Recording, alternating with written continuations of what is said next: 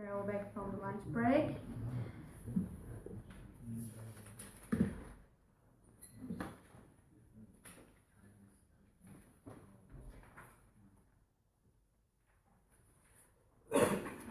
Thank you again for this afternoon and joining us here.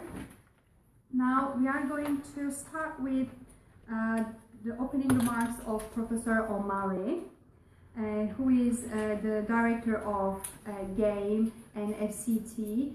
FCT is the Forum for Cities in Transition, and GAME, Global Islands for Muslims. I'm sure Professor is going to explain more about those two projects.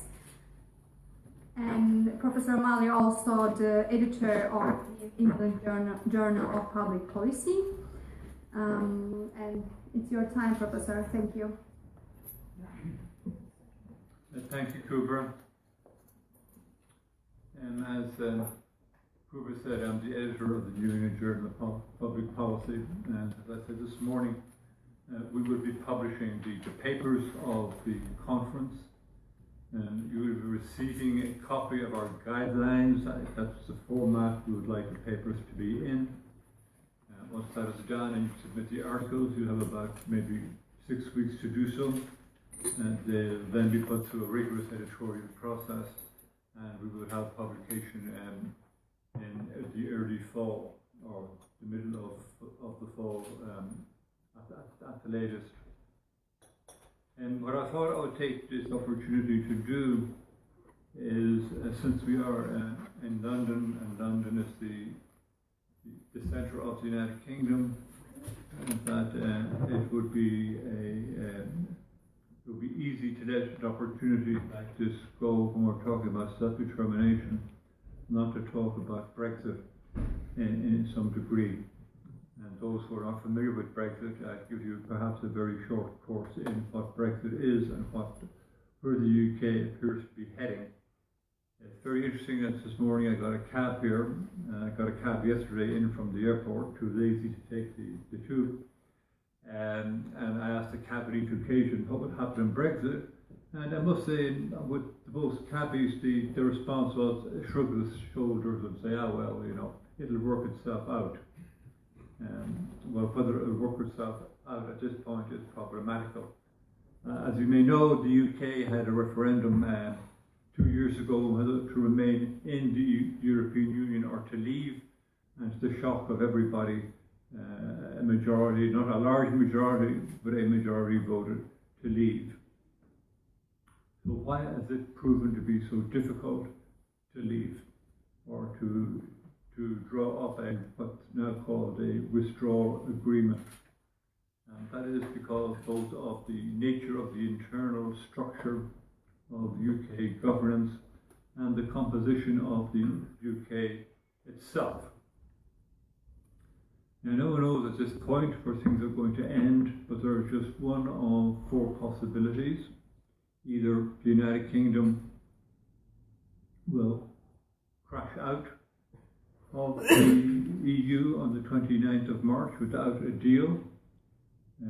Mrs. May's deal will stagger across the finishing line in one form or another.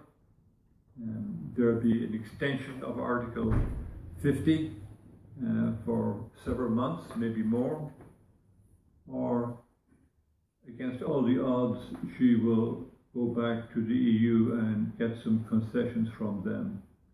The last is not very likely. The EU have said on multiple occasions, and they keep saying the withdrawal agreement is the agreement renegotiated. It's not up for renegotiation. And Mrs. May, month after month, keeps going back to the EU to renegotiate the agreement. The last time having been given a mandate by Parliament to renegotiate an agreement, the EU said it would not negotiate. Now, why are things so difficult? And it's because of the structure of the United Kingdom. And the United Kingdom, as you know, is composed of the United Kingdom of Great Britain and Northern Ireland. And it's just and Northern Ireland that becomes the problem. And you may know there was a conflict in Northern Ireland for 30 years, a violent conflict involving the IRA and Catholic nationalists on one side and the British government and Protestant unionists on the other. The IRA, which was not speaking for the majority of Irish people, nor the majority of people in Northern Ireland, I must stress, wanted the Northern Ireland to become part of a united Ireland. Protestant unionists want to remain part of the United Kingdom. This conflict was settled or brought to its next stage 20 years ago with the signing of the Good Friday or Belfast Agreement. And this set out the status of Northern Ireland with regard both to its internal governing structure and its external structure. Just very briefly, why it needed an internal government structure. When Northern Ireland was set up in 1920, it was set up in a way that was posited to ensure a Protestant majority forever. There was a Catholic minority of 33%, Protestant majority 66%. Today, because of demographics, that is about almost 50-50. But the Protestant majority had for 50 years total control of the government of Northern Ireland. Catholics were denied their civil rights, they had no say in government. So in order to square this situation where one community wanted to be in a united Ireland, the other community wanted to remain in the United Kingdom, in the Good Friday Belfast Agreement, they decided there would be devolved or power sharing or consociation of government. Power would be shared between the two communities, and where most decisions that were made in government would have to be made with the consent of both communities. When it came to the constitutional question, however, it was posited in the sense of Northern Ireland would remain part of the United Kingdom as long as that was the wish of the majority of the people of Northern Ireland. Okay. In the referendum, Northern Ireland voted not to leave the UK, not to leave the EU. And Scotland voted not to leave the EU. So the only parties voting to leave the EU were England and Wales with a smaller majority. But if the UK as a whole leaves the EU, then the border between Northern Ireland and the Republic of Ireland will require that there is a physical border in place. That the Irish border will become the European border between Great Britain and the EU. Now this, in fact, would violate the Belfast and Good Friday agreements because both of those agreements were between the government of Northern Ireland and the government of the Republic. It provided mainly for three things. It decided the internal government within Northern Ireland, the relationships between Northern Ireland and the Republic, and the relationships between Northern Ireland or between Britain and Ireland. The relationships between Britain and Ireland and the relationship between the Republic of Ireland and Northern Ireland all provided for a frictionless border between North and South. That is the free movement of goods and services and people between Northern Ireland and the Republic. And this is a key element of the Good Friday Agreement, because in effect it means there is, in many ways, the island of Ireland is not just one economy, it's one region where people move freely back and forth between the north and south. With Brexit, and if there were a border on the Irish Republic, this would mean no longer frictionless border. It would mean paraphernalia on the Irish border. It would mean personnel on the Irish border. And it is widespreadly believed that in that event it could lead to a resurgence of violence and a resurgence of IRA activity, which in turn would lead to a resurgence of Protestant paramilitary activities, which would lead almost certainly to a resumption of the war that ended 20 years ago.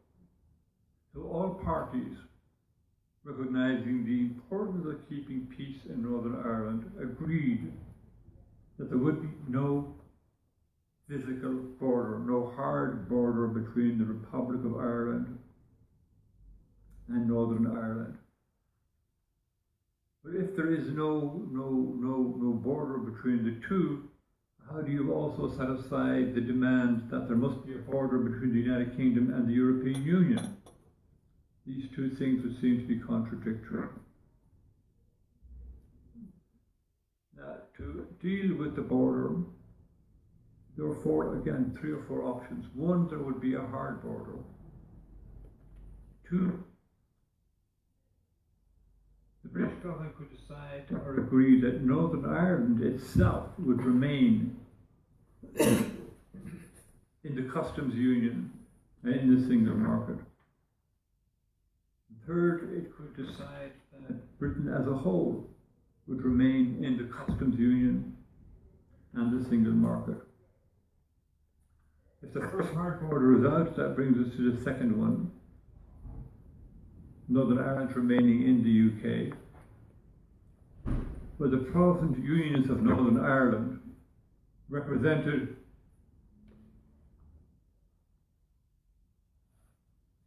by the Democratic Unionist Party, which is the most hardline Unionist party in Northern Ireland. But the Democratic Unionist Parliament also props up the Conservative government in Britain. So it took a position that if Mrs. May wanted their support in her negotiations and the agreement she sought, then there could be no withdrawal agreement that in any way would make Northern Ireland treated differently than the rest of the United Kingdom.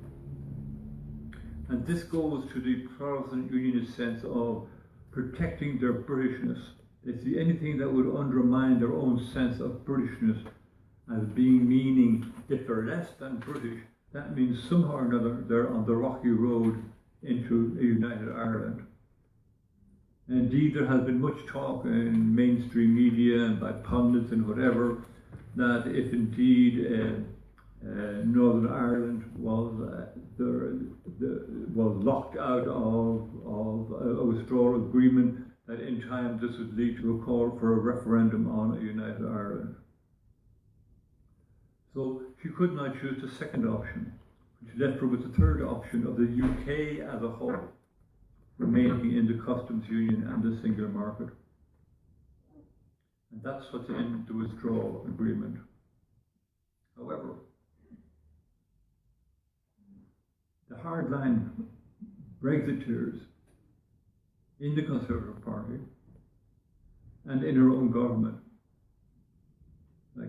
absolutely objected to this. For them, this was Brexit in a way is about not just about self-determination in a sense. It's self-determination in the sense that they want back the sovereignty they believe that Britain lost to Brussels. They want back control of their affairs. They believe that if Britain were to remain in the customs union and the single market, that it would become a vassal state, that it would be ruled by Britain and have no say, limited say in its own affairs. And one of the remarkable things to me about this whole, watching the last 2 years in the UK and the increasing polarization between populist parties and mainstream parties in Europe, is that, and now in the United States as well, is that it's the degree to which disagreement can become toxic. There's no such thing as two parties having an agreement or disagreement between two things and finding a compromise in between. It's a matter of every party to any disagreement absolutely doubling down on its position and making no room for compromise whatsoever. So that no matter what happens with the final outcome of Brexit, it's going to leave Britain a bitterly and deeply divided society. So Mrs. May, with her agreement, took her agreement to the EU, and the EU signed off on the agreement. And she came back and she put the agreement to Parliament, and Parliament overwhelmingly rejected the agreement she had negotiated. Rejected by a margin, I think the greatest margin of any Prime Minister's defeat in the last 150 years of British parliamentary procedure. She then got a mandate, after failing to get her agreement through, got an agreement from Parliament, or mandate from Parliament, that she could go back to Brussels and renegotiate the backstop, get rid of the backstop and replace it with alternative arrangements. Now everybody has agreed there are no alternative arrangements. Either the backstop, what they call that is the backstop is the mechanism that would be in place to prevent a hard border between Northern Ireland and the Republic. The backstop in the withdrawal agreement is not time limited. It's only limited until a different solution can be found. Right now there are no different solutions. She got a mandate to look for alternatives. There are no alternatives. We're coming to a situation where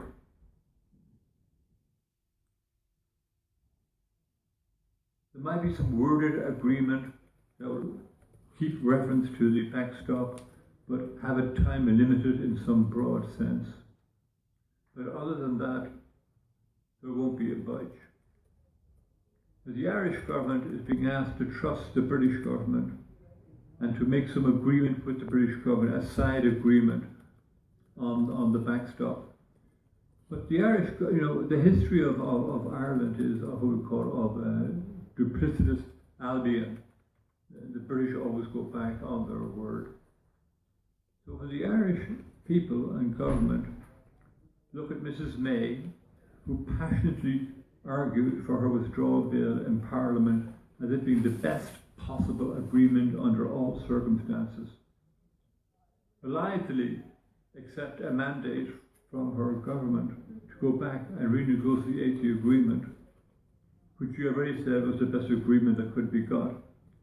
They're certainly not going to trust her in any kind of bilateral arrangement. So in the last countdown, Mrs. May goes back to Brussels again this week. She won't get very much. And the belief now in her own party, and again by pundits, is that A, she has mishandled negotiations from the beginning, but B, that she is simply running down the clock. That she wants to get Parliament to a position of where it will have to choose between her agreement, that's the agreement on the table now, or crash out no agreement. And every study that's been conducted indicates that Britain crashing out of the EU would be catastrophic. Things would stop. Supply of goods between all supply chains to Europe would stop. Exports to Europe would stop. There'd be trucks backed up for 17 miles at Dover. It would appear to be a coming catastrophe. So a question to ask ourselves with regard to this is, what happened in democratic governance? In Britain, sovereignty rests with Parliament, not with the people. It was the decision of the people, what Michael referred to as the will of the people, that determined that Brexit should happen in the first place. The question arises whether this is a good mechanism on which such weighty issues as self-determination in any form should be made. And I'll come back to the point we raised with this morning of the future of Northern Ireland. Future of Northern Ireland says that if the Secretary of State for Britain called the referendum on Northern Ireland, and if 50% plus one vote to become part of a united Ireland, then the British government must take steps to ensure that happens. And this is a crazy formula. You have two communities, 50-50. One half might want to go into a united Ireland, the other half might not want to go. And having a majority-only vote on an issue of this, as to where the country, where the statelet should be, is again a recipe for disaster. So, in a funny way, rather than Britain being Ireland's problem, Ireland has now become Britain's problem. Some would seek it as revenge for 800 years of oppression. Thank you.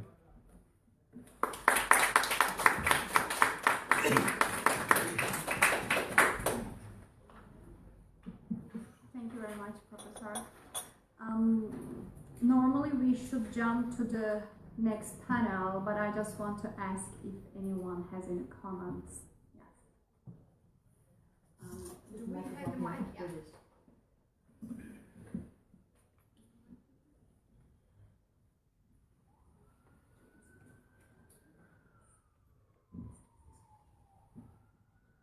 I have a question for it's in the news today.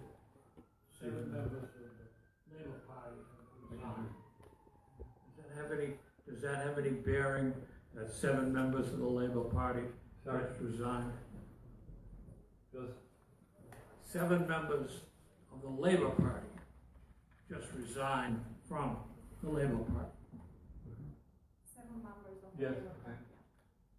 Does that have any bearing? That's an internal Labour politics. The anti-Semitism.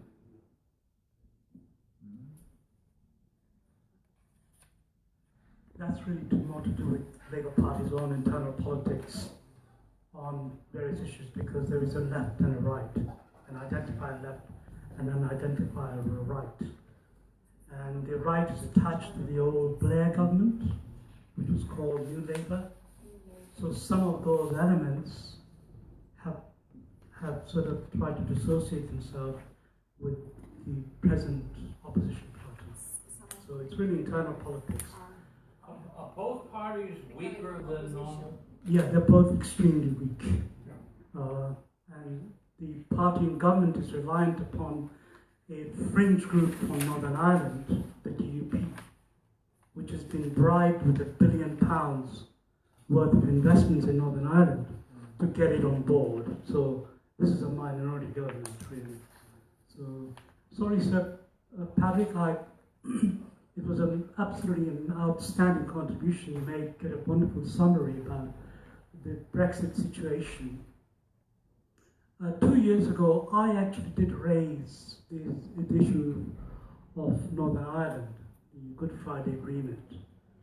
And I was told, in no uncertain terms, that the Irish Republic would fall in line with Great Britain. In fact, if anything, the Irish Republic would leave European Union because of the consequences on its economy if it was not going to be reattached to Britain.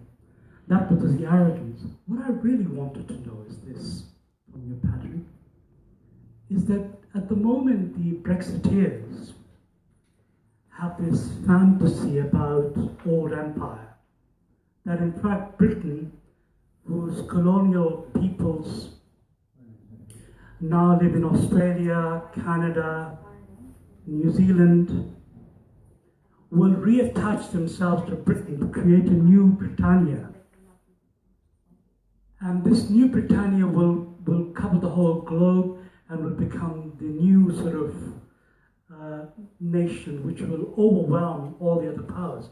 And in fact, that's one of the reasons why the our defense secretary decided that he was going to do something about China's rise in the Pacific.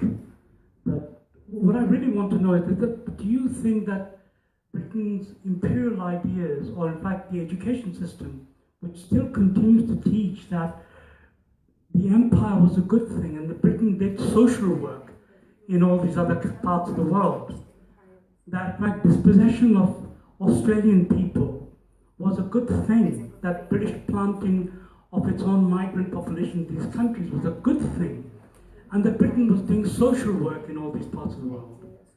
Do you think that's part of the problem with our Brexit issue? Thank you for both questions. Michael, their resignation per se would do nothing to alter a vote. What you're looking for is would it be an alteration in the vote in Parliament? Now, if this were a normal functioning democracy, and the political parties were in fact working for the good of the nation rather than for the good of themselves, and the Labour Party would have joined with the Conservative Party in saying, get an agreement that we can support as well. And even if you lose a vote in the House of Commons to hardline Brexiteers, Labour will support it to a sufficient degree that it will cross the finishing line. There's no indication that Mr. Corbyn is in any way near doing that, though he has opened the door to saying that he could support something under some conditions. Of course, the anomaly with the Democratic Unionist Party is that Northern Ireland voted to remain in the EU.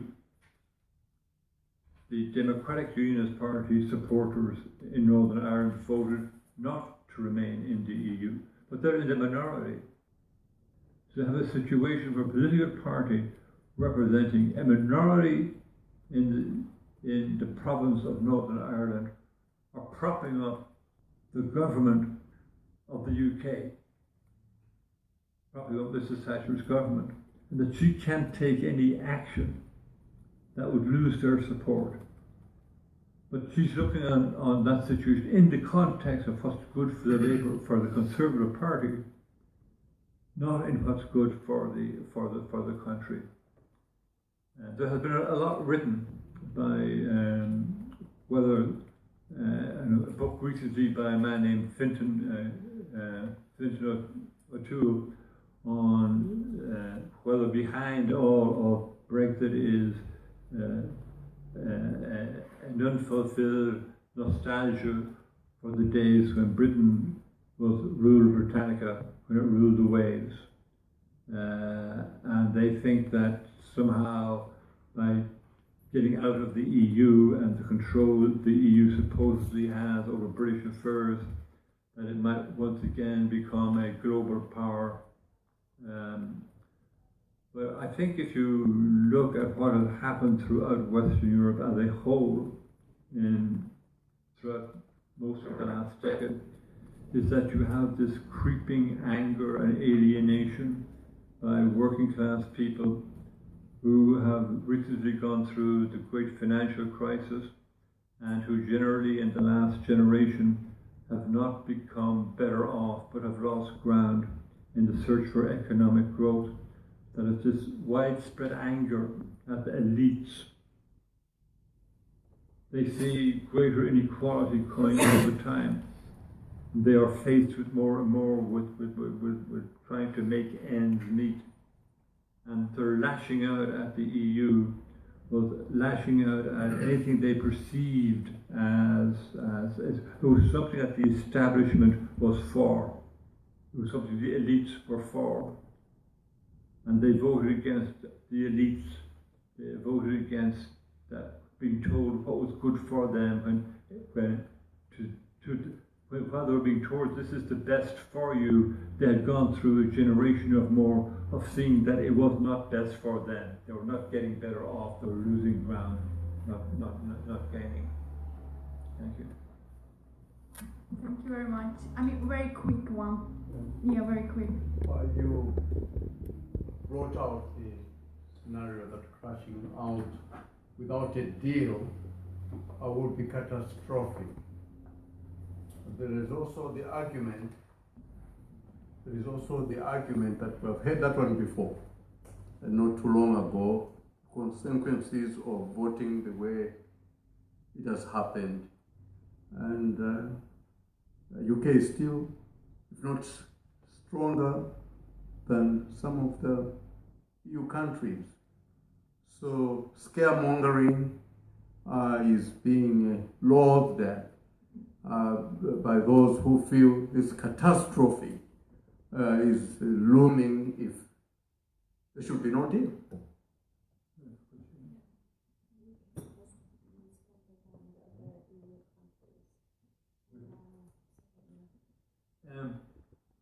There have been assessments made of the impact of Brexit on each European country, and on, of course, Britain and Ireland. And Ireland would be, under any scenario, the Republic of Ireland is going to be the worst hurt by far, because most of its trade still is with Britain.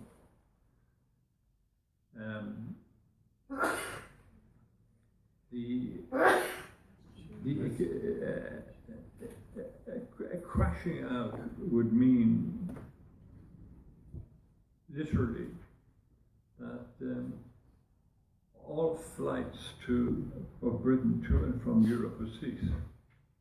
So they're all under international regulations that are embedded in the EU law.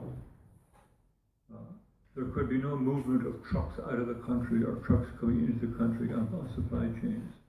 Every aspect of life that you can think of would be affected. Every aspect. So it's not a question of whether there would be an economic impact in the long run. There would be a grueling and awful impact right away, not just on Britain, but also on the European Union. And, you know, in the society we live in now, this probably has much to do with social media and the proliferation of social media, where it is, in a sense, what we call a post-truth world, where facts are not regarded as being facts, but everyone creates their own reality of facts. Serious studies by research institutes and think tanks, even such as Chatham House, that have come up with studies that show that no deal would be catastrophic, or even that a deal would still have a huge impact. It's rejected. Michael Gove, one of the ministers who was backing the Brexit, famously said in debate, I remember, that Europe, that we are tired of experts. We don't need experts. Who needs experts? So people disbelieve the factual information they are given. And again, in a democracy, and particularly if you bring a democracy down to a referendum on an issue, if there's not a common agreement on what a fact is, it's very difficult to conduct any kind of informed discussion before people vote on something. Thank you very much. I know you just participated as and traveled all the way. Okay, very quick. Yeah, thank you. Sorry, well, I was just going to ask a quick question. If Mrs. May was to make that mistake that she did last time, calling an early election, if there was a general election in UK by hook or by crook, do you think that will have a different result in terms of Brexit? In terms of renegotiations and starting it all over again. And as for the 7 Labour members, I've just checked, one of them is my MP. She won't get elected again. I come from Stockport, and there's going to be obviously, and in fact, all the 7 who resigned are very likely to not get elected again. But technically, the UK, under Article 50, the UK will exit the EU on the 29th of March. Unless it's That revoked, unless it's stopped. that one of the options is that Mrs. May goes back to the EU and says we need a breather. And then the question is, for how long do you need a breather? And if there is a change in government, and that the new government should in fact be a Labour government, whether they in fact will go to the EU and say we want to start negotiating a withdrawal agreement from the EU. The EU's going to say you don't think you understand something. And this is part of the problem, is that there's not a willingness to believe that the EU means what it says when it says the withdrawal agreement is the best agreement you get. And why they cannot make any more concessions is because concessions to Britain would encourage maybe other countries in the EU to say, do you know what, we will withdraw as well. And what we'll end up with is what the British hoped they would have ended up with, is all the benefits of the EU, but with none of the responsibilities. So it's got to be tough, just for their own, for existential reasons. It's got nothing to do with Britain, it's that they cannot create a situation where they open the gateway that it's easy for countries to leave. They've got to show that it's very, very hard to do, difficult and costly. All right, thank you very much. Now we really have to move on. And I'm going to link, thank you very much, Professor Mali, for those contributions. They're very important and valuable. I'm going to link our Skype participant. He's based in Turkey. It's very interesting because this self-determination concept is coming from a psychological perspective and psychological approach. It's not going to be that much related to a human rights concept. We invited him to discover more about the self-determination and how it is actually understood within the other disciplines. And also then we have, of course, Tanya's presentation. Tanya, she's a doctoral student at Wales here in the UK, and she's originally from United States, and she has been an ICO fellow over a year, and her topic is Palermo protocols, and she's going to also discover and explore how the migration and self-determination clash. So first, if we have problems with the Skype again, I'm sorry for that.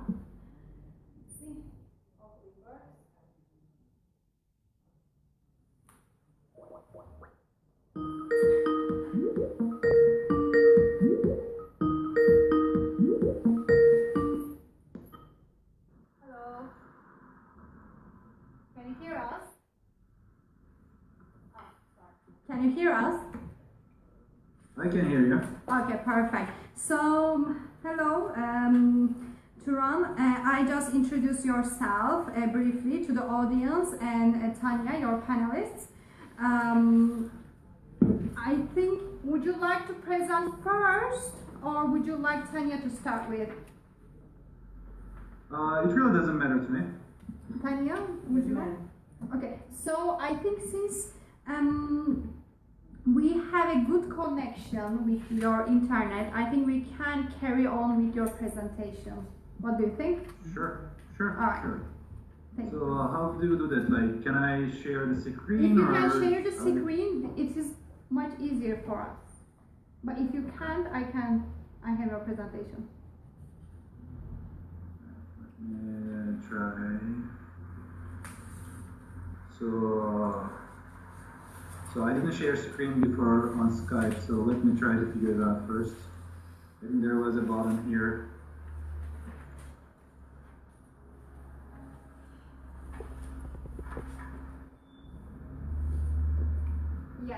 Yes, it looks like it's working. So do you guys know how to share the screen? Oh, it's gone. I'm not actually. Yeah, I saw it. If you check the right corner, you will see double boxes. Just there is one new app with hearts. It's on the left side. Did you see? I see a plus sign, but No, go. oh yeah, okay. Yeah, double. Share screen, double boxes. Did you see that? Yeah, I saw it. Like, do you see the presentation now?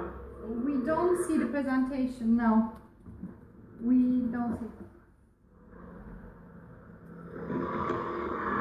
It might take a couple of seconds. Oh, okay, I think the best way is I can moderate from here. Yeah, because I click share the screen, but I don't know what's happening.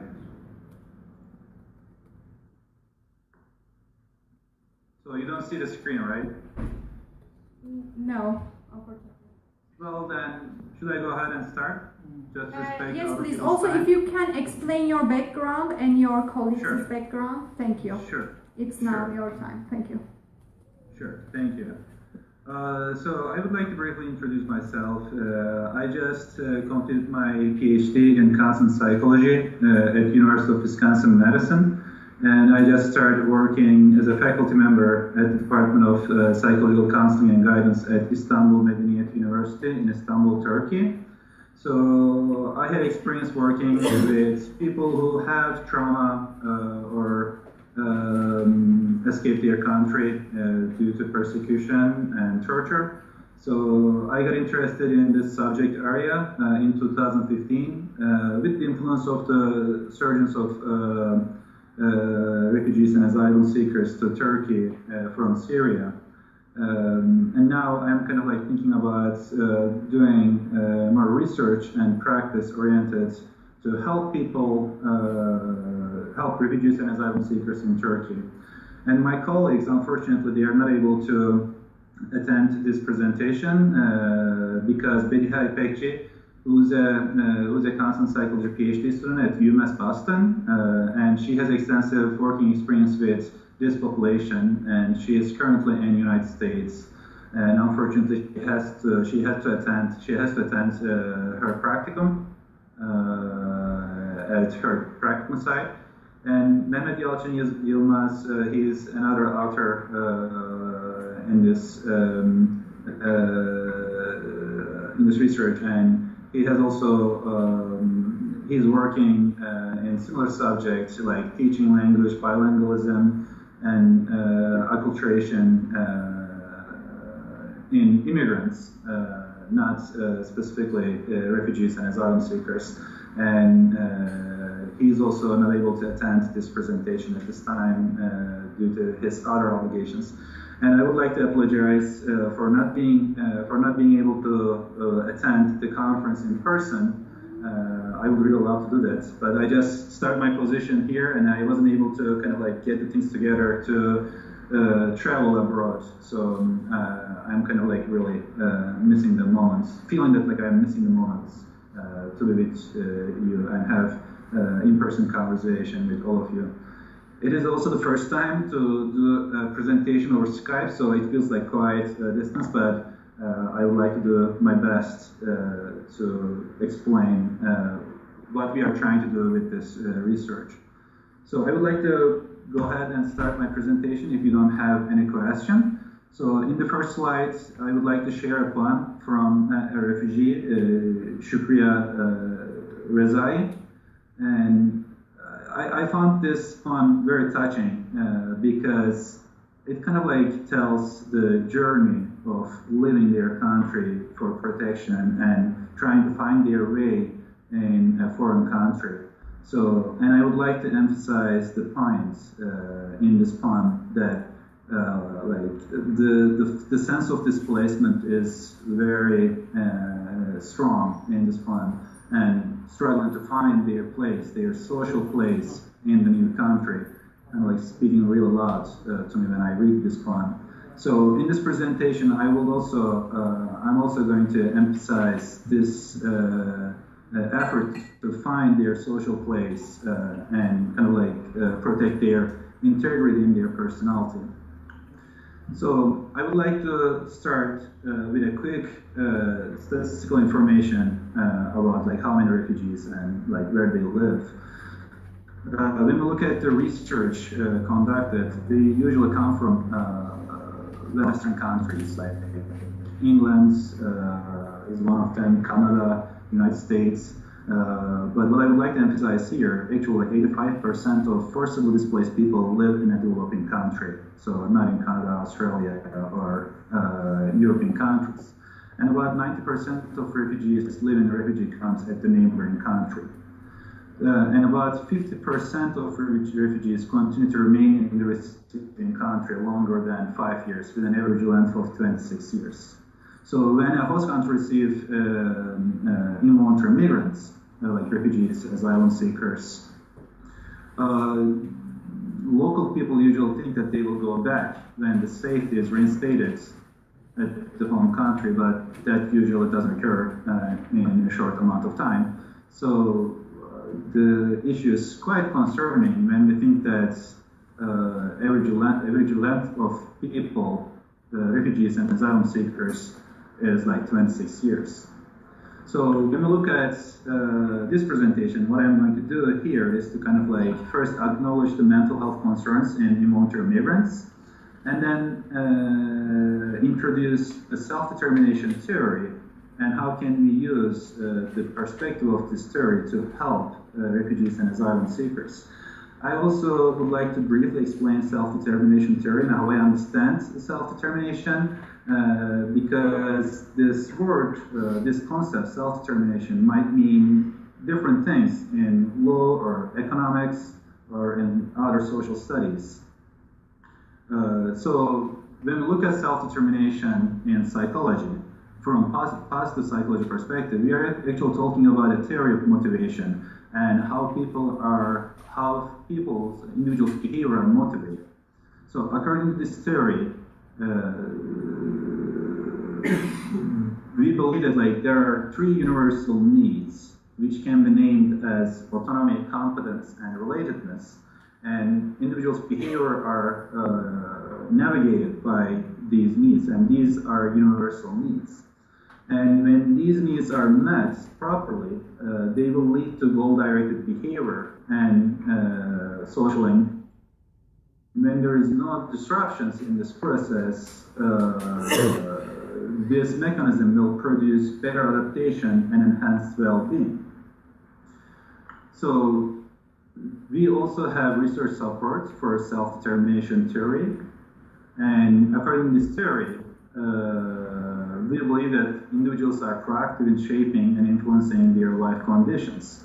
So they are not passive participants of life and their engagement with the society or with other tasks, but they purposefully try to influence their life conditions. So we can also kind of like look at how refugees escape the torture and persecutions at their homelands, and when they arrive at the host country, they don't stop, but they try to build their community. They try to kind of like engage with the host country. They try to reach the labor market. So the reason why I use this theory, because I would like to emphasize their effort to reach labor market or to build their community as a normal reaction to the constraints in the society and as a need of these people rather than luxury. So when we look at the meta-analysis, unfortunately there is not much research done in this population, but there is research done in other populations. So I found this research really interesting. It's a meta-analysis collecting data from 163 studies focusing on health setting climates. So looking at the adaptation of patients. So what they found that when the health climate is focused on controlling but not promoting autonomy in the patients, like helping them making their own decision, either in kind of like prescription selection or those kind of things, when the environment is controlling, it has a negative impact on patients' experience. And when people perceive the health setting as supportive of their autonomy and volition, they tend to report higher efficiency in engaging health supportive behaviors, like they engage in more physical activity, they engage in better diabetes care, they feel much more empowered in abstaining from tobacco or weight control or this kind of like healthy behaviors. So probably you can also find similar support from your own life. Like when your doctor is kind of like supporting your own decision and helping you find the best option for yourself, probably you will also find yourself as kind of like better adjusted to the situation and feeling like empowered in dealing with whatever bothers in your life. And what I also want to emphasize is that the relationship is stronger between mental health and autonomy orientation. So when people are kind of like supported in their autonomous behaviors in their volition, they also feel, they also report better mental health outcomes like fewer depressive symptoms. So I would like to kind of like speak very shortly about the mental health concerns in forcibly displaced people or involuntary migrants. And then I would like to go back to self-determination theory again in other slides. So when we look at the mental health concerns, research almost consistently show that refugees and asylum seekers are more vulnerable to poor mental health outcomes. So results from meta-analysis show that they are at greater risk for mental health issues compared to general population. And this risk is not like a small risk. It's almost like 10 times higher risk for post-traumatic stress disorder, like depression, elevated risk for depression and chronic pain and various other somatic complaints. So there's like other details of the issue, like who develop post-traumatic stress disorder or other mental concerns, like the occurrence of traumatic incidents and those kind of things. They are all kind of like factor into the situation. But at average, we can say that like there's a chance that the mental health concerns will observed in this population like 10 times higher. So the other aspect of the issue that psychosocial interventions often don't focus on psychological safety of refugees, especially when we look at the situation in developing countries. So the purpose of the interventions in developing countries like refugee camps, it is usually immediate relief oriented. So they are like immediate needs like food, water, shelter. And these interventions also limit their mobility. So they cannot access to the life in the city. If they have the access, they don't have the proper paperwork to work. So when we think about self-determination theory, we can understand how big problem it is for their adaptation. At the post-migration, like when we look at the studies from Western countries, so this it is a little bit easier to study post-migration factors. And like the situation in the United States, for example, like this study examine refugees' experience in the United States, and they find that 70% of refugees experience exposure to violence. And this is a study from 2005. And a similar concern occurs in a study from United Kingdom, and psychological disturbances was 3 times more likely in refugee children compared to the national average.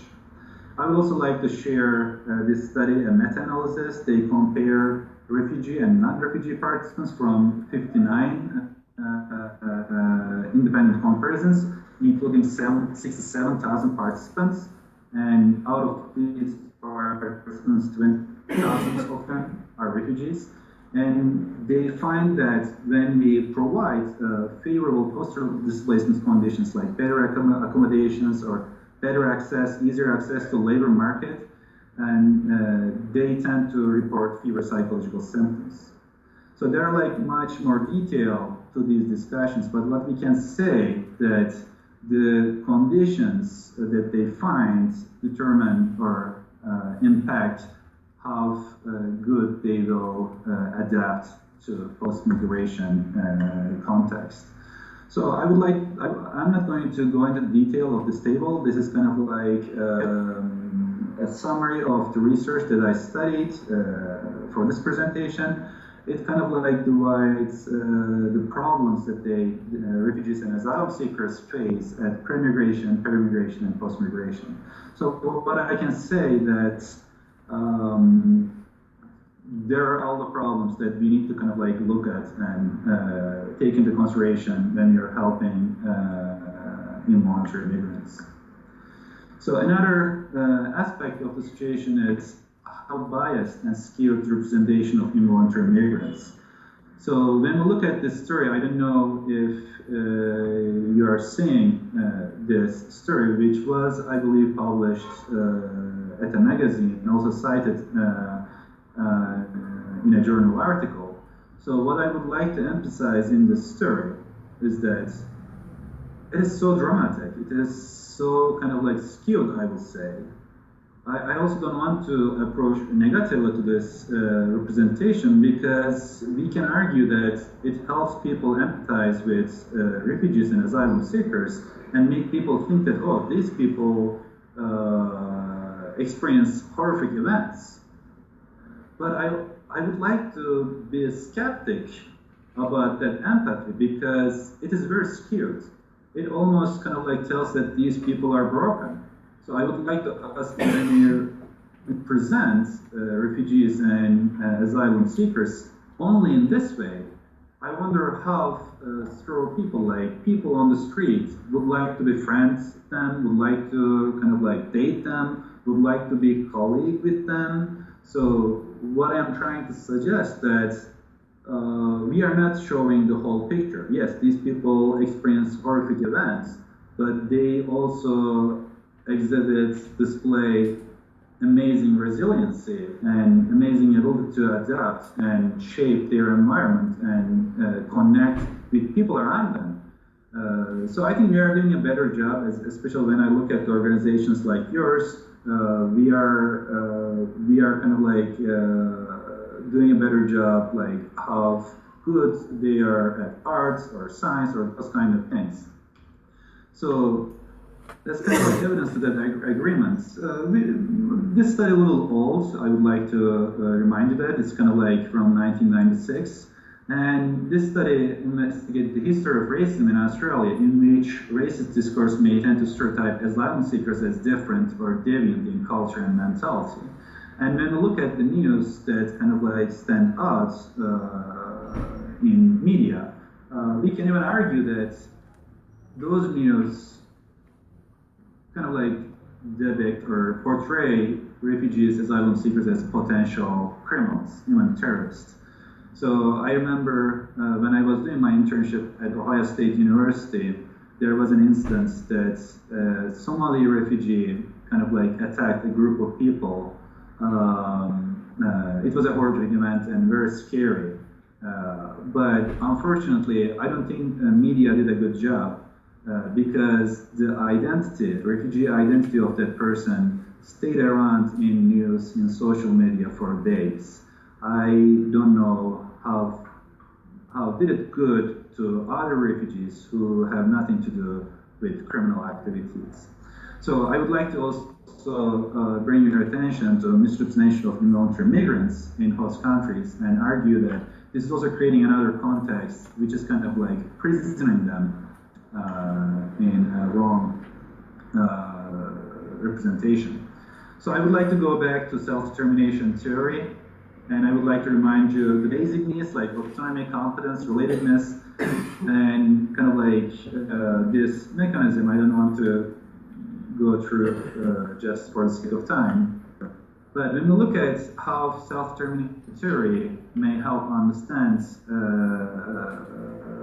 psychological adaptation, This theory argued that sociocultural barriers may frustrate very substantial human needs, as evident in poor educational status, difficulty in accessing health system, and job market, labor market.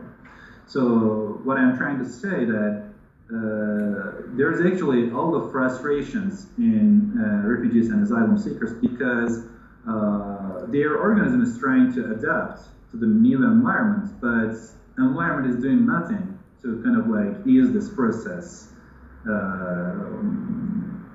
And we believe that, and we know that like from research findings that even in solitary life, even in bad conditions, when people are given their autonomy, they are kind of like an opportunity to connect with other people and kind of like the interventions that will make them feel competent to exercise their skills, they're actually kind of like reporting better well-beings and feeling empowered. So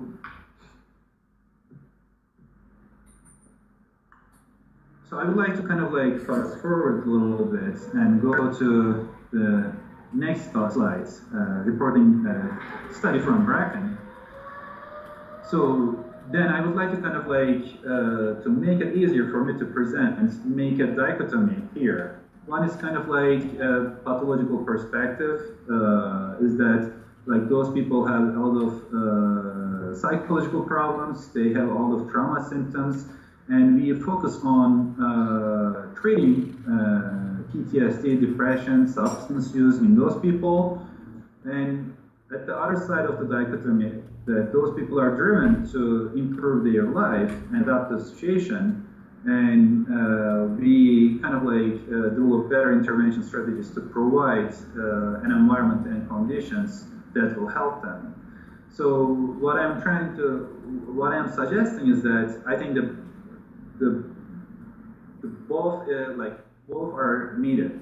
So on one hand, we need to kind of like develop interventions that will help them recover from past trauma and other mental health concerns, because we also know that when people are under the influence of active PTSD, they will also it will also impair their adaptation. But we also need to kind of like develop strategies that will kind of like provide better living conditions for refugees and asylum seekers. And I think, again, from self-determination perspective, that even with small, minimal help, people will benefit from those kind of like supportive activities. What I mean is kind of like providing better living environment, like, for example, better access to labor market, or more understanding and tolerance of them creating their own communities. For example, another study that I didn't place in my presentation, but from Canada, researchers indicate that Canadian government limits the mobility of refugees, but refugees kind of like try to, how to say, gather in certain location of the cities because of these needs to kind of like connect with other people like them, and maybe kind of like receive better protection from maybe discrimination, stereotypes.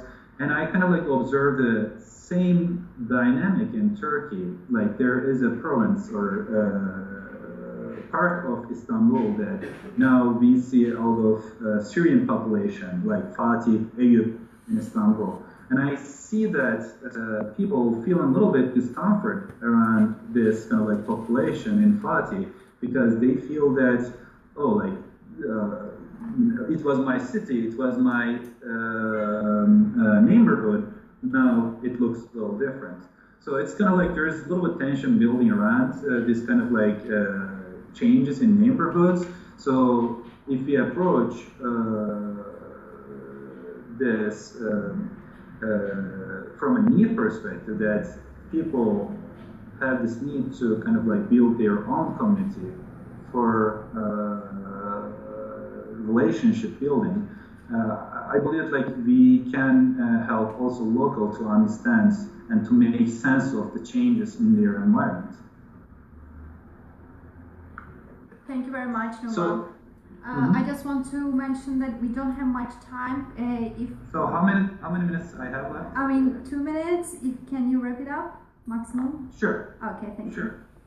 So I would like to kind of like complete my presentation where we want to go from here. So we would like to kind of like examine this self-determination by conducting interviews with refugees and asylum seekers in Turkey. We also would like to conduct interviews with teachers who work with them for a long time. In so many cases, when they work with refugees to teach language or vocational courses, they work a whole day. We also would like to interview health professionals and how they observe the adaptive, these kinds of like adaptive mechanisms in refugees. We complete the interviews with teachers, and we are in the process of conducting this research. And if you have any questions, feel free to ask. And I would also appreciate any critical questions that will help us to understand or ask the questions that we may not have considered. So thank you. Thank you, Numan.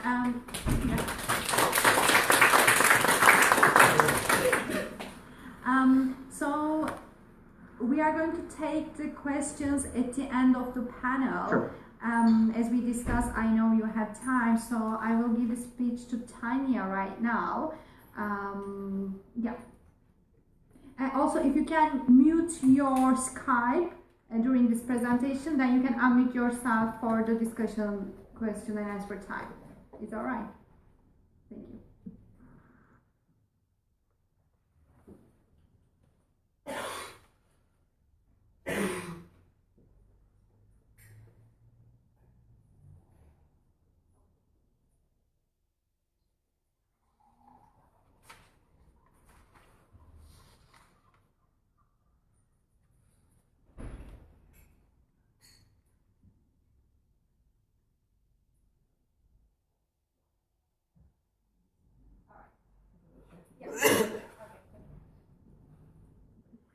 First of all, good evening, afternoon. I know it's a long day.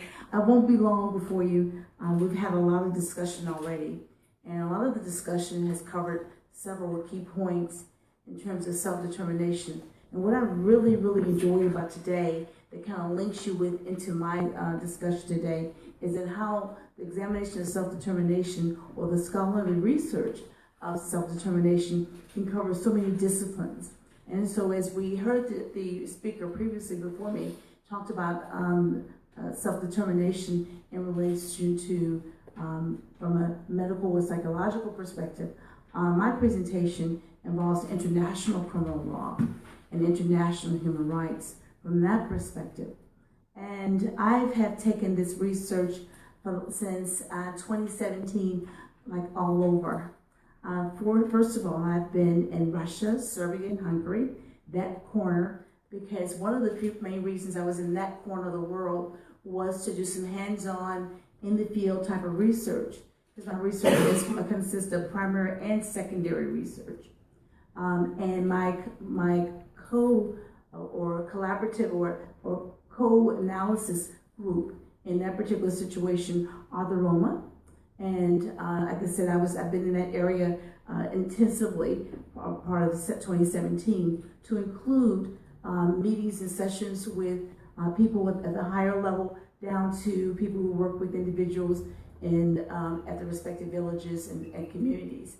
And it is definitely some vast information in that regard. I've also been to Sweden, the Netherlands, conducting information, because you know the Netherlands is the home of the Stateless Institute. And by being at the Stateless Institute, we get a wealth of information with regard to how things are taken care of. And then, of course, in France as well. My research or geographical focal area is in Southeast Asia. So thanks to the ICO, who helped me with my trip to Laos. And in Laos, I had an opportunity to work with representatives from 10 different countries in the Southeast Asian region, and Malaysia and Australia. Unlike some other research, I wanted this to be different. I didn't want it to necessarily be just a theoretical approach. I wanted it to come to life. I wanted to truly have an impact, to really be able to have the capacity to do something when we're finished. So that's what all the globetrotting is about. It's about getting out, talking to people, seeing how things go. And my research is not strictly academic. My research focuses straight on practitioners and advocates. I talk with them when we talk about how we can make a difference and make a change with that. And one of the things we talked about is that how I could possibly help them help other people. As you probably saw in some of the other research, people had people they talked to, took pictures of. I have restrictions. When you start doing scholarly ethical research, a lot depends upon the institution and what you work through. So because of that, I have ethical compliance and guidelines. So when it came to interviewing vulnerable people, my ethics appliance did not apply there. Because I'm focusing on practitioners and advocates, my interviews and interaction has primarily been with them, not directly with that vulnerable population themselves. So I want to make sure I put those limitations out to make sure everybody knows. Also, my research does not include, as we talk about limitations, it does not include dictating any type of policy or procedures to other countries about how they maintain their asylum rules or how they handle those specific things. Instead of that, I have focused more on what they are committed to doing.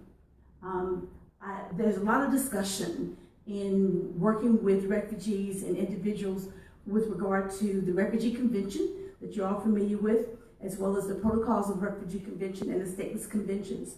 And my approach, again, has been different. They're never going to ratify those conventions. There's a likelihood that they'll never do that. And so if we're seeking protections for individuals who are seeking self-determination, who in turn, as we discussed throughout the day, become refugees and migrants and stateless and all the other descriptors, then what do we use to protect them? What avenues do we have to give these individuals protection? And so from my perspective in international criminal law, I look to the international instruments that they have already ratified. And so, and many times ratification of international instruments happens many, many years ago. The people who were involved in that ratification probably have come and gone. And even though under the Universal Periodic Review, which happens every 4 years, and sometimes more frequently than that, the countries get responses or information in terms of how they could do better and what they're doing. Sometimes, unfortunately, realistically, it becomes a paper trail. And so then the question is, well, how can we do better? Now, my approach has also been not to be prescriptive and said, you did this wrong, you did that wrong, but to be more instrumental in teaching. So as long as I have been instrumental in teaching, not only have I received invitations, I received repeat invitations. And so those repeat invitations to come out and talk to the people who are decision makers has made an instrumental difference in how things work. For example, and I'll get into the next slide in just a moment, give you just an overview. For example, I'll be going back to Malaysia again in April, if I can get a plane out. out of the UK. Remember you mentioned how the hard Brexit, I may not even get a plane out. But anyway, I plan to go back to Malaysia again. And in Malaysia, I have 3 groups who I'm working with. Because in the 3 groups, and they're very, very different people. The first group are the nonprofit organizations, the people on the ground. Because their job is to advocate, to empower.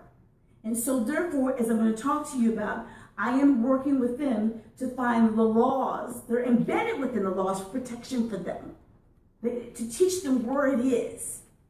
Then the next group are the legal advocates or the attorneys. The attorneys go to court, do 2 things. They execute the portion where it talks about prosecution and protection and defend individuals as they go forth for the victims. I have found that these individuals, when they go to court, they just don't know these things exist within the respective articles. They just don't know, because no one else has read all that but me. So I read all the rules, and so my job, I see in that, is to be able to find or create or help tools or provide tools to show them where the portions of the law says that they can provide those protections. So then you probably say, well, if that's the case, then what laws are you talking about, Tanya? Well, I created a critical case study. And you say, well, who is the critical case? I've identified the Rohingya as the critical case subject because under the rules of empirical research for generalizability and replicability, the Rohingya are the perfect case, just like you'd have a situation if we were talking about something in medicine. If we talked about something, malaria or some other particular medical situation in the country, you say, oh, this is the zero population right here. This is the group where we put this medication in there. If it works in that group, there's a high probability in similar situations that it'll work everywhere else. Same concept. If we talk about the Rohingya, who are stateless, and the true definition of stateless says there can also be refugees and non-refugees, then if we develop a legal framework that would mitigate, and I was very clear in my research, I'm not saying I have the silver bullet. There isn't a silver bullet. But how can we mitigate the probability that these individuals will be harmed if we put in these measures and mechanisms? So that's what that's all about. So that's why I have the social case, critical case social legal research to be able to identify those particular things with that. Now, then we go on to say what else? So Tanya, where did you come up with prevention protection? Well, under the Palermo Convention and Protocol number 1, it has 3 elements. Prevention, protection, prosecution. That's what we call the 3P. Prevention, protection, and prosecution.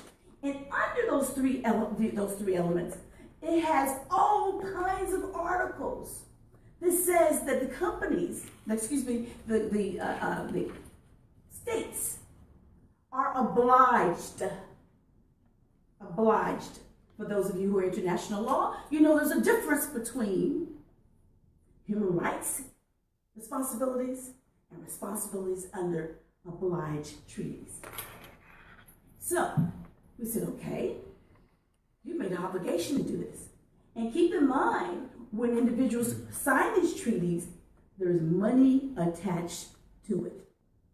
There's money attached to it in terms of how products come in, how monies are attached to it with regard to how they get benefits for improving their country, everything. From what you buy to what's sold, how it comes in, how it goes out. So there's money attached to it. And so with that being said, do you remember I had another group I was talking about? I told you about the people who were on the ground. I told you about the attorneys that got Homeland Security, because I have their ear. They're saying that, you say, what now? You help us do this. This means that we will upgrade on the scale for the tiers in terms of we could possibly get more money, get our country out of trouble, whatever else. Really? Really? So I say that to say, for those people who are doing research, think about when you approach people, not only what you can get out of the research, but what can you also do for them, where it could be a win-win scenario. And it's been quite beneficial. As I said earlier, I've been to Australia, Malaysia. I would have been in Indonesia, but for the storm that they had, the tsunami. So those are some of the things and factors we've been working with. And so I've identified my target population. Again, for researchers, we know we can't solve all the problems of the world and come up with the research that includes everyone. So I specifically said, My target research are those forced displaced, stateless, and we use the word vulnerable. And my predecessor in the previous presentation talked about vulnerability. And in that, the World Bank's Orphans and Vulnerable Children provides a toolkit, and they also provide a mechanism for defining and measuring vulnerability in young people. Those kinds of instruments I've included in my research because I wanted to be a scholarly research that is replicable and journalizable. And so that brings me to this next slide, which talks about my methods. Socio-Legal, we'll get both sides of the fence. It's critical case. In fact, on the critical case, I'm using Yin's protocol. For those of you who are familiar with using critical cases, Yin has a protocol. When I was in Australia, I made a point to go to a specific workshop for this professor who's from Germany. He is a critical case specialist in terms of that for research. And I had some great one-on-one time with him because what that says is that when I do this research, then I follow a process or a protocol in terms of what steps I do each time. They're documented and include specific things that follows so that if someone else wants to have an opportunity to do a similar research in another area or another population, a similar situation to the Rohingya, and there are plenty. Because I brought my book with me today. When we had the online symposium, there were a lot of inquiries regarding the Rohingya and whether the Rohingya were actual individuals who were considered as battling self-determination. So I brought one of the very good textbooks with me today, and it talks about the Rohingya and goes back extensively, several hundred years with regard to their heritage and various other points with them. And then with that, I said, as I said earlier, they mirror many things with the Roma. So that's why I said if I can compare the critical case group to a similar situated group in another region and take a look at both categories and see how both of these groups in both of these regions can receive the prevention, protection, and prosecution needed for refugees and non-refugees. Because if you look at international law, there's nothing in international law says that if you're a refugee, you don't get this protection. It doesn't say that. It just says if this harm comes to you, if that harm comes to you, the state has a legal responsibility. It has a responsibility to prevent, protect, and prosecute. That's what it says. So within those 3 P's, within that we have the articles that say, not only must you do that, I will give you protection if this happens to you. I will provide this amount of time so that you as a victim, you can have this kind of protection. All these things are listed. But when I go into the field, you'll be surprised at the people who don't know anything about that. And then the attorneys don't know either. So they're going before the judges, having a case, delivering things, begging, oh, can I have 10 days of protected custody for this victim of this particular exploitation? If you pull what the treaty says, the treaty says you're supposed to do this, this, this, this. And so that's what we're looking for. So now they know, or they're learning, that if I put these types of things in my brief, for those of you who are attorneys, or those of you who are not attorneys, even individuals who are in management here, you know that everything goes by the rules. Everything goes by, and you can't play the game if you don't know the rules of engagement. And so subsequently, that's exactly what we're trying to do. I talked to you earlier about the particular area that I'm working in. International instruments underpinning prevention measures and protection mechanisms against exploitation are not contingent upon national legal status. They're just not.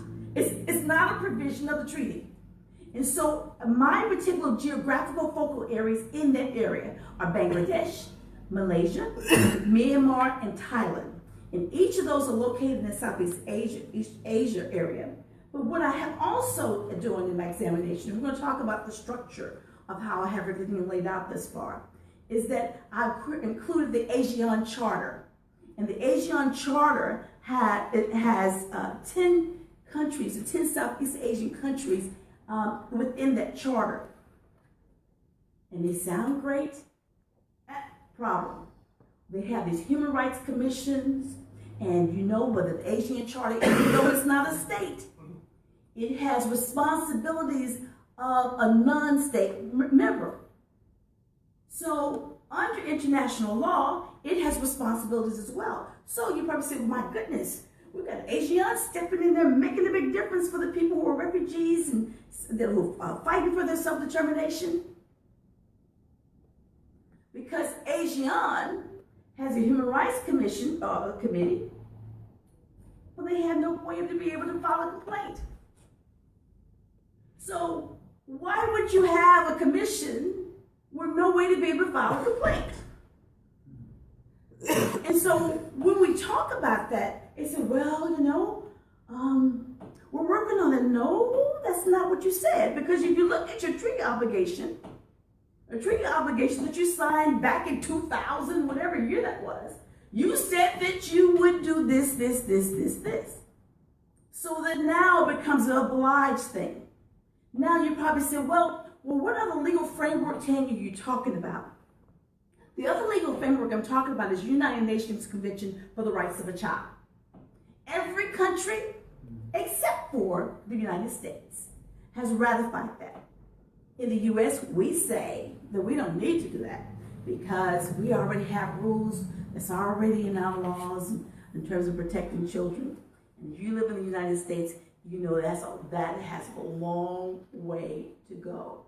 Yes, there's some things in terms of the best interest of the child. Those kinds of concepts are in our laws, but we have many, many, many, many gaps. And I believe, it is my belief, that some of the reasons we have not ratified those instruments is that we don't want to be held accountable at the international level with regard to those. But President Obama did sign it, but he could not get Congress at the time to ratify it. So signing it means it's the first step. Ratification or accession to it is the next step to make the country obliged to it. And then unlike other portions of treaties, human rights treaties have a due diligence obligation. And the due diligence obligation, that's a nice way of saying you do the best way you can. Yeah. And so those are some of the challenges that we battle with that. And so now if you just take a quick look, if I could please, at the structure of my research. This is how I have everything structured. So within chapter 1, I've got the introduction and things already situated where I talk about the background of the research, outline some of the issues, talk about the central research question, and the central research question has 3 sub-questions that goes with it. I've identified my variables.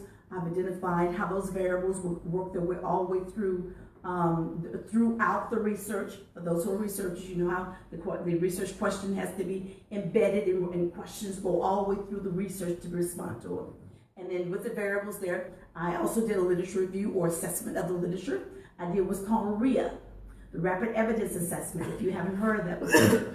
Because one of the reasons or one of the things you do as in a doctorate program is that you're supposed to create something that's not already there. Or you're supposed to create something to be able to add to the literature, or not necessarily to duplicate it there. So it has some originality. So I did a rapid evidence assessment. My rapid evidence assessment covered over like 1,500 different articles where I actually had to set in parameters of what you can take in and what you can take out, and set the parameters whether it was scholarly or not. And so that particular thing is laid out within the crux of the research. Then I also talked about in my other chapters, yes, I talk about the state analysis where we're talking about whether they have a responsibility and accountability, legal empowerment tools within the law, and we also have evidence-based research in law and social legal research in law. I wanted to show you this map and probably say, gosh, Tanya, that's all over the place. But you know, when I saw that, I said, yeah, it is all over the place, because guess what? Migration is all over the place. It's all over the place. And people think that it's only the human caravan going to the United States. They think it's just the group of people that's going in Eastern Europe. They think it's just the people coming up to Guatemala. It is not. As this research shows, it is a migration is all over the place, all over the globe. In some instances of these issues where people with children are being hurt, individuals who are seeking self-determination find themselves in exploitative type of situations and become to harm psychologically and physically. It's really a tragic situation, and there's no quick answer today or tomorrow. And the last slide here I want to show you is what the UNHCR declares as the 100 Days of Horror and Hope snapshot. That is what in the UNHCR said the Rohingya crisis, and they gave a snapshot of the horrific things that took place over the 100-day period. And so it starts from that point and moved on to the next point, and I've used the 100-day snapshot as a focal point to say, here are the horrific things that happened during that time frame. Yes, when you talk about the Rohingya and many other indigenous populations and groups, the story is horrific. It's unspeakable. And what happens to children and the weak and those who can't defend themselves, it's unspeakable. But for research purposes, I grabbed that snapshot, and with that snapshot, I've used that to be able to do some comparative analysis and to hold or say what the state's responsibilities were in terms of responsibility. And then we talk about accountability, which is a total different doctrine of the law. And I talk about the issues with Serbia. I brought this person, I mentioned it earlier, by Serbia and Bosnia, and how they were not held accountable for some of the actions they did under the International Court of Justice. So those are some of the factors there. Subject to your questions, that gives a snapshot of my ongoing research. And as I said earlier, I will be back in Southeast Asia in April, and in North America in Montreal in June, and a couple of those places within the UK for the rest of the year. Again, subject to your questions, that concludes my presentation. Thank you.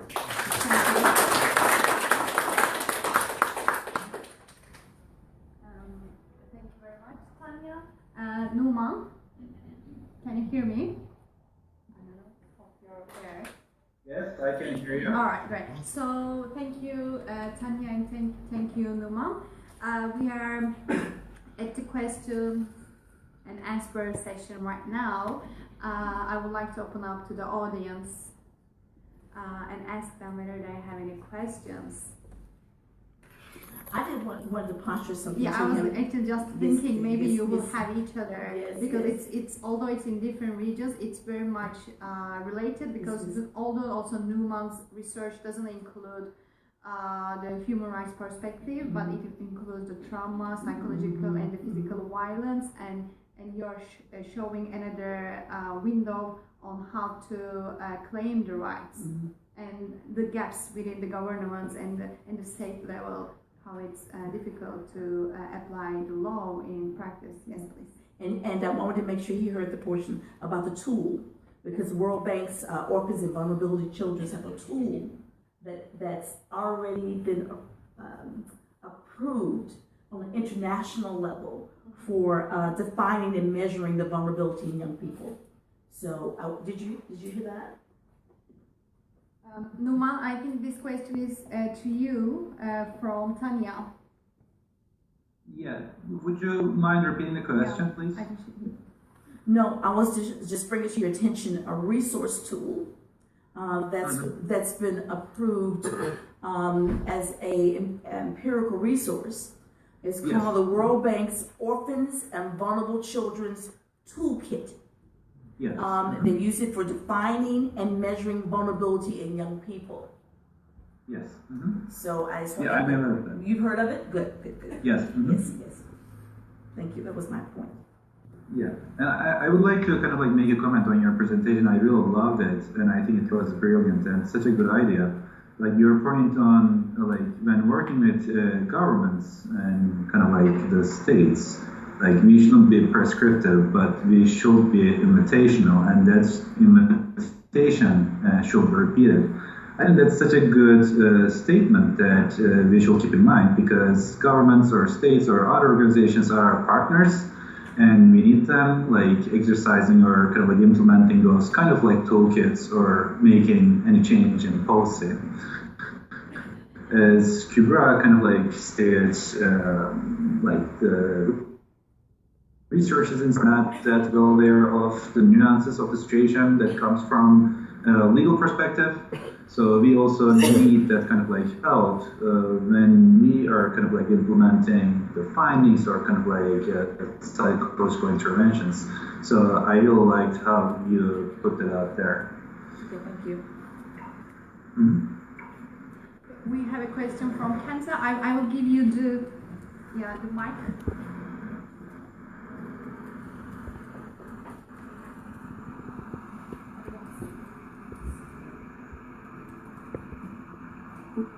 Thank you. Thank you for all your contributions. I just wanted to ask one question to Tanya. So you talked about utilising a toolkit that's already available to understand how people can understand the rights that they already have. When we're talking about self-determination earlier and about communities that feel that they're not recognised, who sometimes feel like they need to go outside of the channels that are already available because they reject the ones that have, whether it discriminated against them, whether oppress them and marginalise them, what would you say to that?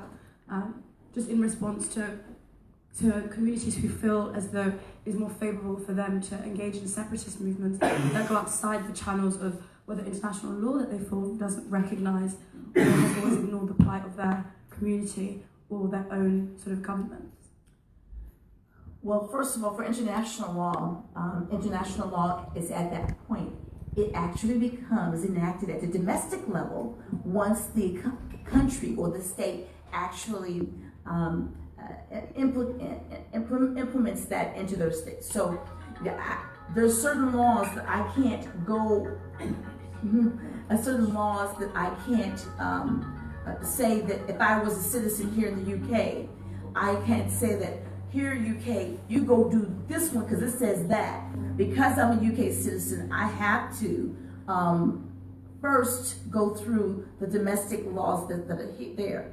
Now, however, to further complement and supplement, because I don't want to get too technical with that, because it's called moralistic and dualistic. When something happens in law and your international law, and the country takes the law exactly like the international law, that's moralistic. But when they modify it, like certain terms, which becomes an issue, because now it's changed the meaning of it completely, then that's called dualistic. And so that's where most of the time people will have that problem. But there are all kinds of tools that are at the UNHCR level for even the person who's at the lowest level to utilize. But people just don't know about it. And so the countries or the states have an obligation of awareness, and we just don't do enough of that. So in response to your question, making the layperson aware, and that's one of the pillars of legal empowerment. The pillar number one in legal empowerment is access to the law. You're welcome. Thank you. My question is for Tanya, Dr. Tanya. I think. Can you? Yeah, there we go. There we go. Yeah. You talked about the prevention and prosecution part. It's all very well when communities are aware of their rights and the international covenants, but what when the state responsible to uphold those rights is actually in denial, and the international community and the actual international bodies such as the UNHCR are kind of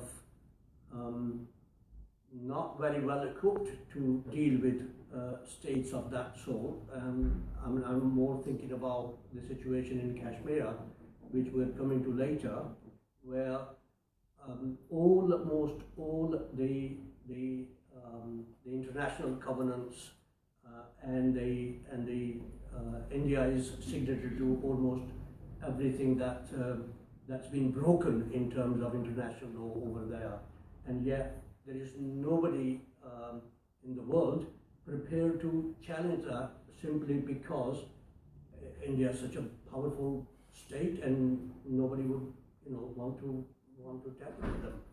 And the point you're making is that we cannot overlook sovereignty. Every state has its own sovereignty. Now, however, there are ways that if something happens in one state that was a result of the impact from another state, where the state can bring them before the ICJ. Well, the only issue with that is it takes forever. And then, of course, there's political parameters around that. It's tragic, but it's very true. And that's why I started off saying about mitigating. Remember I said that? Because, unfortunately, if the state does not want to comply, there are not very many remedies for them to comply, unless it comes from the international pressure. Now, I thought I heard you say something about conventions, covenants. Covenants, remember, covenants are also treaties, but covenants are not obliged treaties. And so now we're getting to which one of the treaties are obliged and which one human rights law that falls under the category of due diligence. And so, and when these people go to these places and they do their universal periodic review, you'd be surprised what the reports say. So it's unfortunate I don't have the best answer for that. But that's the situation we have.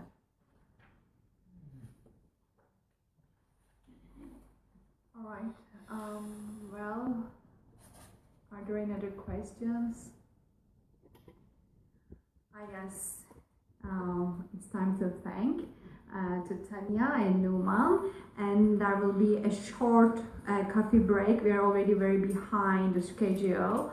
We are sorry about that for the next panelist, but you will have your time. So the coffee break will be again in upstairs, and I will see you here in 10 minutes. Is it all right? So it will be great